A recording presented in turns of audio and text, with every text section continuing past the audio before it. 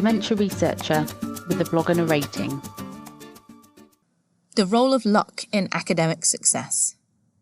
Today's Corner of Knowledge comes to you courtesy of a previous supervisor of mine and a London School of Economics article. I'm going to be honest and state right up top that it's a little thin on the knowledge front this week and a little heavy on the random cogitation. This week we're going to talk about luck and how much of a role it might play in an academic career. I went to have tea and scones with said previous supervisor in the interests of venting and discussing lunch recipes. I was frustrated with the fact that I landed a fellowship peak pandemic, so have been unproductive and am now short of funds for my continued existence. I spent some time being a bit of an egomaniac and listing my qualities. I'm a good in vivo researcher. We're quite rare. I'm a pretty good surgeon, even rarer. I can do both molecular biology stuff and behaviour. I have a breadth of experience, which is not all that common. I have decent leadership skills and, surprisingly, quite enjoy teaching junior members of the lab stuff. I write well and fast. I enjoy editing. And to top it all off, someone slapped the title Associate Professor all over my email signature. All of these things are pretty desirable in a scientist. I feel like someone should want to give me a job, but nobody does.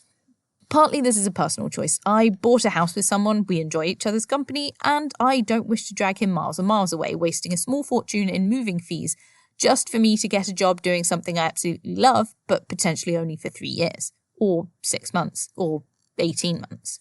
So I have to make it work where I am. But where I am is a rough, competitive place where the fittest survive and the rest of us drown.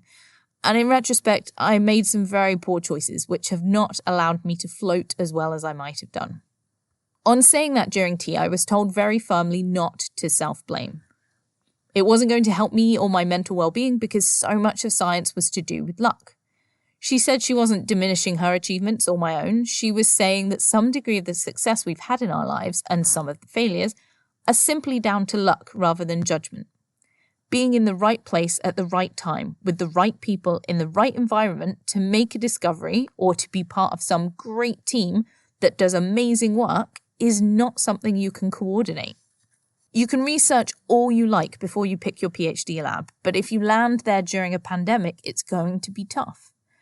You can find a team that produces nothing but nature papers, but you won't find out until you turn up that it's because the guy in charge is a slave driver and expects you to work 19-hour days, 7 days a week. You can find a team that produces nothing but nature papers, but if you turn up the year where suddenly they're trying a new technique and nothing works, then you might not get a nature paper.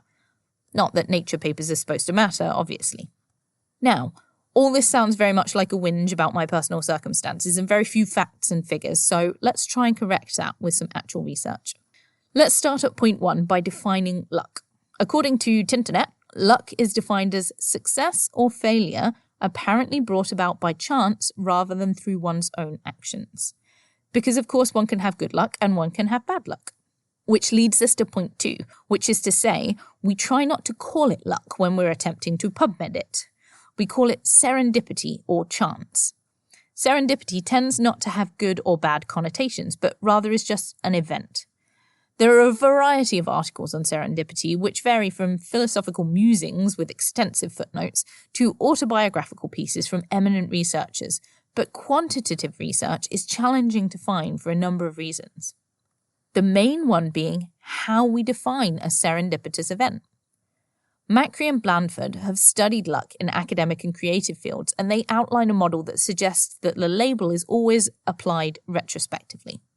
You cannot aim to be lucky, but you can have been lucky. You can land in an excellent lab, you can pick a niche area of research at just the right time, you can apply for funding on a topic that everyone on the board thinks is amazing. But the point is that you can do all these things and still not be successful. The point of labeling something as a serendipitous event is that it happened and then you did something with it. There are a ton of quotes from a ton of random famous people that emphasize this. Louis Pasteur said that chance favors the prepared mind. And Eisenhower said that luck is where preparation meets opportunity. The LSE article I mentioned at the top interviewed a lot of academics and found luck to be a prominent feature in their answers, but they also highlighted that having a good environment, supportive mentors, great colleagues and so forth that they were able to take advantage of serendipitous discoveries more easily than if they had been elsewhere with different people. In an autobiographical piece about her more than 50-year research career, Barbara Rolls said that throughout her career she had been lucky to have been in supportive environments surrounded by creative, insightful, and diligent colleagues. Part of the problem with all of this is lack of agency. You can make what look like the right choices and the right moves, but something outside your control can hinder your progress. Grant income is an excellent example of this. Grant success rates in the UK at the time of writing are between 10 and 20% for the major research councils. The number of academics has increased beyond the amount of funding available to them. They are time poor, and so councils are struggling to recruit reviewers. Your application may land on the desk of a crotchety senior academic who believes that if you teach or do public engagement, you're not taking your science seriously enough. Actual quote from a senior academic in a meeting I was once in. Or it may land on the desk of a young academic who thinks your work is too close to theirs and so finds 100 small ways to put it down. Or it may land on the desk of someone who wants you to do well and helps in any way they can by saying nice things. And there is nothing you can do to control that. You can suggest reviewers, but at most grant review boards, your work is then presented by someone on the board. This person might not have had the time to properly read through your work and think about the comments in the context of you and your CV. Maybe they had a rough night with their toddler and didn't have time. Maybe they just recovered from a bout of gastroenteritis. Maybe your project just landed with a ton that were just as good and someone had to make a tough decision.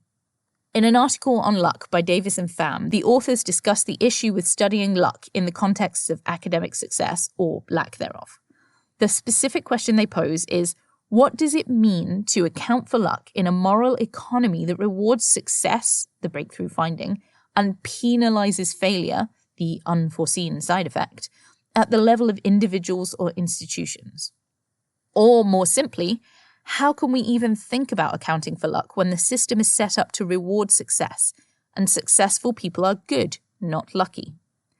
They also highlight that the majority of academic institutions put this onus on the individual. It is not the structural inequalities that are the problem, it is you.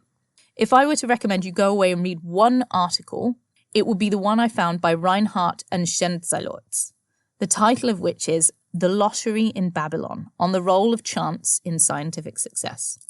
Partly for the title, but partly because it's very well written and occasionally extremely sarcastic. Here's my favourite quote.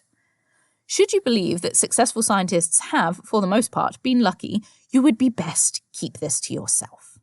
Explaining your success by luck, however, is unproblematic. It will make you seem humble, or it will at least make your success more tolerable for your colleagues. It goes on to discuss some of the issues and controversies around a lottery-based funding scheme, importantly highlighting major institutional issues and biases which make a lot of what we do so difficult. The point of all this rambling is really for me to make you feel better about yourself. I suspect the majority of you listening or reading right now are not old enough to remember Baz Luhrmann's track Sunscreen. If you haven't heard it, I suggest you go and listen to it right now. It's epic. I was going to round everything off highlighting the importance of never comparing yourself to others by quoting the great line, "Do not read beauty magazines. They will only make you feel ugly."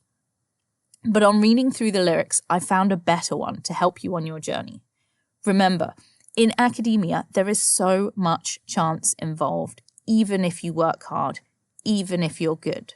So, whatever you do, don't congratulate yourself too much, or berate yourself either. Your choices are half chance, so are everybody else's. Thank you for listening. Join the Dementia Research bloggers and share your own views.